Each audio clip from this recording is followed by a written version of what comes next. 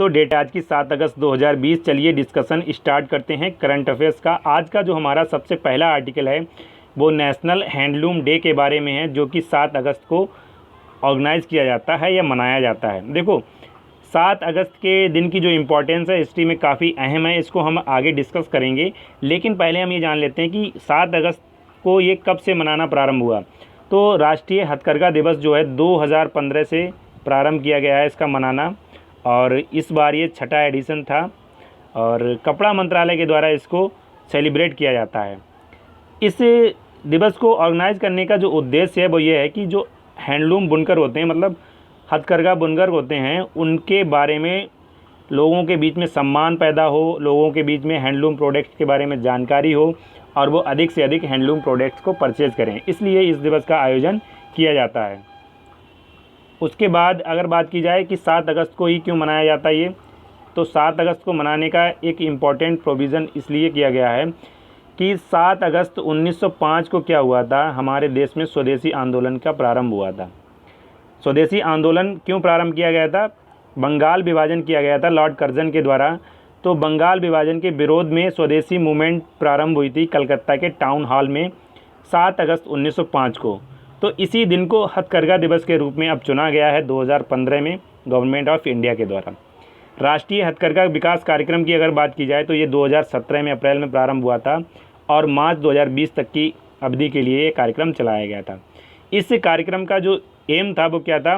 Marketing places को develop करना, शहरी मार्केट में पहुंच बनाना और बुनियादी ढांचे को निर्माण करना, ये सब काम थे कपड़ा मंत्रालय के तहत राष्ट्रीय हथकरघा विकास कार्यक्रम के। और एक ई वे पोर्टल भी बनाना इसी कार्यक्रम का हिस्सा था। अगर बात की जाए व्यापक हथकरघा क्लस्टर विकास परियोजना की, तो यह भी अप्रैल 2017 में प्रारंभ की गई थी इसी योजना के साथ में, और मार्च 2020 तक ये योजना चली। चलते हैं आगे। अगला जो आर्टिकल है वो भारत सरकार ने अभी मालदीव में लाइन ऑफ क्रेडिट विकसित की है, लाइन ऑफ क्रेडिट एक्सटेंड की है 18 मिलियन अमेरिकी डॉलर की। देखो लाइन ऑफ क्रेडिट क्या होता है? लाइन ऑफ क्रेडिट जो है एक प्रकार का लोन ही होता है, लेकिन इस क्रेडिट से जो भी इन्वेस्टमेंट प्राप्त होता है या जो भी पैसा प्राप्त होता है उसको एक स्पेशल पर्पस के लिए यूज़ किया जाता है। जैसे मान लेते हैं कोई कंट्री ए है और कोई कंट्री बी है, ए ने बी को लाइन ऑफ क्रेडिट दी है, तो बी ने जिस स्पेसिफिक पर्पज़ के लिए ये लाइन ऑफ क्रेडिट ली है तो वह पैसा जो है उसी स्पेशल पर्पज़ में यूज कर सकेगा। जैसे अभी इस एग्जाम्पल से, कंटेस्ट से हम समझते हैं कि मालदीव ने हाल ही में भारत से प्राप्त की है 18 मिलियन अमेरिकी डॉलर की लाइन ऑफ क्रेडिट। किसके लिए? अपने फिशरीज़ सेक्टर को डेवलप करने के लिए।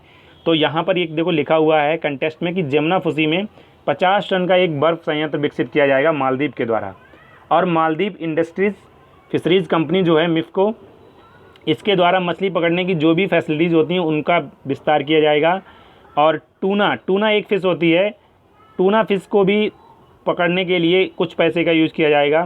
अगर बात की जाए मालदीव की, तो मालदीव की लोकेशन काफ़ी इंपॉर्टेंट है। ये हिंद महासागर में है, यानी इंडियन ओशियन में है, और ये 1200 प्रवाल द्वीपों से मिलकर बना हुआ एक समूह है। इसकी जो रणनीतिक स्थिति है यानी स्ट्रेटेजिक जो लोकेशन है वो काफ़ी इंपॉर्टेंट है। यहाँ पर आप देख सकते हैं ये है मालदीव, ठीक है, और ये मालदीव की राजधानी है माले। और अगर बात की जाए मालदीव और मिनकाय के बीच में 8 डिग्री चैनल है, ठीक है। कितना डिग्री चैनल? 8 degree channel. उसके बाद 1 मिनट इसको मिटा देते हैं। ये है श्रीलंका, और श्रीलंका की राजधानी है श्री जयवर्धनेपुरा, ठीक है। और यहाँ पर आप देख रहे हैं ये है गल्फ़ ऑफ मन्नार, ठीक है। क्या है? Gulf of Mannar. ये काफ़ी इंपॉर्टेंट है। देखो गल्फ़ ऑफ मन्नार में क्या होता है, डुगोंग पाए जाते हैं। डुगोंग जिनको सी काव भी कहा जाता है, यानी समुद्री गाय भी कहा जाता है। यूपीएससी ने 2017 में एक क्वेश्चन पूछा था सी काव के बारे में, तो ठीक है, ये आपको पता होना चाहिए। उसके बाद चलते हैं आगे। अगला जो आर्टिकल है ये मालदीव का मैप यहाँ पर आपको दिख रहा है, ठीक है। उसके बाद मालदीव की जो हमने बात की, प्रवाल 1200 है इसमें प्रवाल द्वीप। हाँ, एक बात और, ऑपरेशन कैक्टस के बारे में भी हम जान लेते हैं जल्दी से। ऑपरेशन कैक्टस जो है 1984 में शुरू किया गया था भारत के द्वारा। क्यों? देखो मालदीव में क्या हो रहा था, तख्ता पलट की कोशिश की जा रही थी विपक्षी पार्टियों के द्वारा, तो इसी को बचाने के लिए भारत सरकार के द्वारा ऑपरेशन कैक्टस शुरू किया गया था, इम्पॉर्टेंट है, यहाँ से प्रीलिम्स में क्वेश्चन बन सकता है। उसके बाद संचालन नीर, यह ऑपरेशन भी भारत सरकार के द्वारा मालदीव को एक बड़ी जल और सीवरेज कंपनी में आग लगने से बचाने के लिए शुरू किया गया था। ठीक है, चलते हैं आगे। अगला जो आर्टिकल है वो आरबीआई ने हाल ही में वित्तीय समावेशन के लिए एक इनोवेशन हब लॉन्च किया है। देखो, इनोवेशन हब के कॉन्सेप्ट को हम जानेंगे, पहले हम ये जान लेते हैं कि कंटेस्ट क्या है। देखो, आरबीआई ने इनोवेशन हब का शुभारंभ किया है देश में जो विभिन्न स्टार्टअप्स हैं उनकी मदद के लिए, यानी स्टार्टअप को बढ़ावा देने के लिए आरबीआई के द्वारा एक इनोवेशन हब लॉन्च किया गया है। इस इनोवेशन हब के माध्यम से आरबीआई स्टार्टअप्स को बूस्ट करने में मदद करेगा, क्योंकि कुशल बैंकिंग हासिल हो सकेगी स्टार्टअप को, और आपातकाल के समय में जो ट्रेड है उसमें कंटिन्यूसली आ सके, मतलब कि निरंतरता आ सकेगी। और आरबीआई ने इसी प्रकार की एक पहल और लॉन्च की थी, रेगुलेटरी सैंडबॉक्स। अब हम जान लेते हैं इनोवेशन हब क्या होता है। देखो, इनोवेशन हब यहाँ पर स्टूडेंट को एग्जाम्पल के रूप में लिया गया, लेकिन अब आरबीआई के अकॉर्डिंग स्टार्टअप को हम मान लेते हैं, जैसे एक्सेस फॉर एवरी स्टार्टअप, मतलब कि सभी प्रकार के एक इनोवेशन जो भी होंगे सभी स्टार्टअप्स के लिए एक्सेस होंगे। जैसे मान लीजिए ये है इनोवेशन हब, यहाँ पर किसी स्टार्टअप के द्वारा कोई इनोवेशन किया गया तो उसको यहाँ पर डाल दिया जाएगा, और कोई अन्य स्टार्टअप उसको देखकर भी अपना अपनी क्या कह सकते हैं हम कैपेसिटी को बढ़ा सकता है और लर्निंग पावर को बढ़ा सकता है। उसके बाद फॉस्टरिंग कनेक्टेडनेस, मतलब कि सभी स्टार्टअप्स को कनेक्ट किया जाएगा। फ्यूचर रेडी किया जाएगा, मतलब भविष्य की टेक्नोलॉजी से अडॉप्ट कर सकें स्टार्टअप, इस प्रकार का एक इन्वायरमेंट डेवलप किया जाएगा। और इंटीग्रेटिंग लर्निंग एक्सपीरियंस, मतलब कि विभिन्न स्टार्टअप्स और विभिन्न एकेडमियाज और विभिन्न जो स्पेशल ट्रेड ओनर्स होते हैं या जो भी विशेषज्ञ होते हैं ट्रेड से रिलेटेड, उनको भी इसमें शामिल किया जाएगा। होल स्टूडेंट डेवलपमेंट, यहाँ पर हम कह सकते हैं होल स्टार्टअप डेवलपमेंट, मतलब आसान भाषा में अगर बात की जाए तो इनोवेशन हब एक इस प्रकार का हब होगा जिसमें स्टार्टअप्स को सभी प्रकार की अपनी बढ़त के लिए जो भी इनोवेशन टूल होते हैं, जो भी हेल्प होती है वो मिलेगी। चलते हैं आगे। अगला जो आर्टिकल है भारत का पहला स्नो लेपर्ड संरक्षण केंद्र के बारे में है, यानी भारत का पहला हिम तेंदुआ संरक्षण केंद्र, इम्पॉर्टेंट है, यहाँ से क्वेश्चन बन सकता है। देखो, ये उत्तराखंड में स्थापित किया जाएगा पहला हिम तेंदुआ संरक्षण केंद्र। उसके बाद अगर बात की जाए तो इसको डेवलप किया जाएगा यूएनडीपी, यानी संयुक्त राष्ट्र का जो विकास कार्यक्रम होता है, यूनाइटेड नेशन डेवलपमेंट प्रोग्राम, उसके तहत इसको विकसित किया जाएगा। किसके साथ मिलकर? उत्तराखंड वन विभाग के साथ मिलकर। देखो, अगर बात की जाए यहाँ पर पिथौरागढ़ और उत्तरकाशी में कुछ ऐसी खबरें आई हैं कि हिम तेंदुआ को देखा गया है, लेकिन ये रियलिस्टिक डेटा नहीं है। तो बस आपको ये याद रखना है कि भारत का पहला स्नो लेपर्ड संरक्षण केंद्र जो है उत्तराखंड में डेवलप किया जाएगा। उसके बाद हिम तेंदुए के बारे में कुछ जो इम्पोर्टेंट प्रोविज़न है या जो इम्पोर्टेंट फैक्ट्स हैं उनको हम देख लेते हैं। 23 अक्टूबर 2019 को पहली बार अंतर्राष्ट्रीय हिम तेंदुआ दिवस मनाया गया था। ये इम्पोर्टेंट है, क्या है? इम्पोर्टेंट है, अंतर्राष्ट्रीय हिम तेंदुआ दिवस 23 अक्टूबर 2019 को मनाया गया था। उसके बाद भारत में एक प्रोजेक्ट लॉन्च किया गया था स्नो लेपर्ड। ये किस लिए लॉन्च किया गया था? ये स्थानीय समुदाय इसमें शामिल थे और जो हिम तेंदुआ है उसके संरक्षण के लिए प्रोजेक्ट स्नो लेपर्ड लॉन्च किया गया था। इसके अलावा यहाँ पर आप देख सकते हैं जो संयुक्त राष्ट्र की वैश्विक पर्यावरण सुविधा है, यानी जो ग्लोबल इन्वायरमेंट फैसिलिटीज़ है, उसके द्वारा ये वित्त पोषित है। और ये 4 राज्यों में लागू है। कौन कौन से राज्य हैं? लद्दाख, हिमाचल प्रदेश, जम्मू कश्मीर और सिक्किम, उत्तराखंड और अरुणाचल प्रदेश।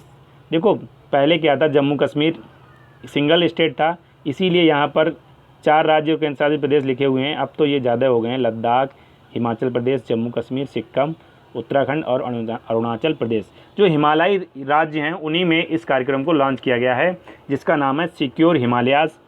ठीक है, सिक्योर हिमालयाज़, यह भी हिम तेंदुआ से संबंधित एक प्रोजेक्ट है भारत का। चलते हैं आगे भी हिम तेंदुआ से संबंधित ही इम्पोर्टेंट जानकारी है, इसको भी जल्दी से देख लेते हैं। ये हमारे वाइल्ड लाइफ प्रोटेक्शन एक्ट 1972 की शेड्यूल 1 में आता है और IUCN की रेड लिस्ट में ये इंडेंजर्ड कैटेगरी में आता है। और 12 हिम तेंदुआ संरक्षित देश हैं, जिनमें से चीन, भूटान, नेपाल, मंगोलिया, भारत, पाकिस्तान, रूस, उज्बेकिस्तान, तजाकिस्तान और पाकिस्तान प्रमुख कंट्रीज़ हैं। और global snow leopard and ecosystem protection programme जो है इन 12 हिम तेंदुए कंट्रीज़ जो हैं उनके द्वारा लॉन्च किया गया है। चलते हैं आगे। अगला जो आर्टिकल है वो IISc बेंगलोर के द्वारा एक मोबाइल RT-PCR लैब विकसित की गई है कर्नाटक में। कहाँ की गई है? कर्नाटक में। और इसका जो डेवलपमेंट है वो किया गया है IISc बेंगलोर के द्वारा। देखो इस लैब में क्या होगा, इस लैब का नाम रखा गया है mobile infection testing and reporting. Important है, यहाँ से क्वेश्चन बन सकता है। MITR क्या है? आपने रिसेंटली न्यूज़ में देखा है कि MITR न्यूज़ में रहा है, क्या है ये? तो आपको बताना होगा कि ये मोबाइल इन्फेक्शन टेस्टिंग रिपोर्टिंग है और ये 9000 टेस्ट एक माह में कर सकती है। देखो RT-PCR क्या होता है? इसका मतलब होता है reverse transcription polymerase chain reaction. इसमें क्या किया जाता है, विशिष्ट RNA की एक टेस्ट किया जाता है कि किसी की बॉडी में विशिष्ट RNA मौजूद है या नहीं। अगर RNA प्रेजेंट है तो पता चल जाता है कि उसने एक विभिन्न प्रकार के DNA को बनाया होगा जो कि कोविड-19 का हो सकता है। तो इसीलिए RT-PCR के द्वारा इसमें एक रिवर्स एंजाइम ट्रांसक्रिप्ट का उपयोग करके पहचान की जाती है कि किसी व्यक्ति में कोविड-19 है या नहीं है।